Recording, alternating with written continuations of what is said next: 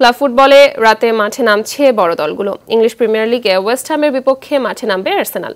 London স্টেডিয়ামে match শুরু রাত 11:30টায়। অন্যদিকে বুন্দেসলিগায় রাতে বিগ ম্যাচ, দুই জায়ান্ট বরুসিয়া ডর্টমুন্ড ও বায়ার্ন মিউনিখের ম্যাচ শুরু রাত 11:30টায়। বিস্তারিত মাহফুজুল ইসলামের রিপোর্টে। প্রিমিয়ার লিগে শেষ দুই ম্যাচে জিতে আত্মবিশ্বাসের পালে বাড়তি হওয়া আর্সেনালের তাঁবুতে।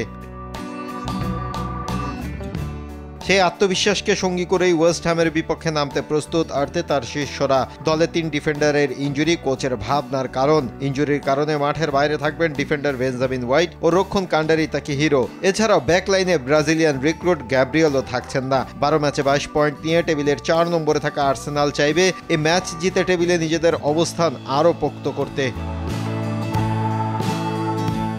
বুন্দেসলিগায় রাতে বিগ ম্যাচ, ডর্টমুন্ডের ঘরের মাঠে বায়ার্নকে আতিথ্য দেবে তারা।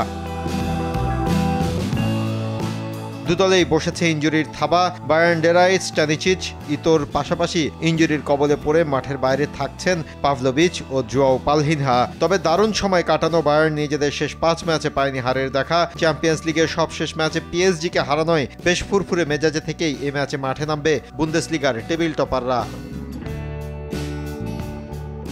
এদিকে টেবিলের 5 নম্বরে থাকা বরুসিয়া ডর্টমুন্ডের ডেরাতেও আছে ইনজুরির লম্বা লাইন। তবে সেসব পাশ কাটিয়ে মাঠের ফুটবলে প্রতিপক্ষকে হারানোর লক্ষ্যেই মাঠে নামবে ডর্টমুন্ড। মাহফুজুল ইসলাম, RTV।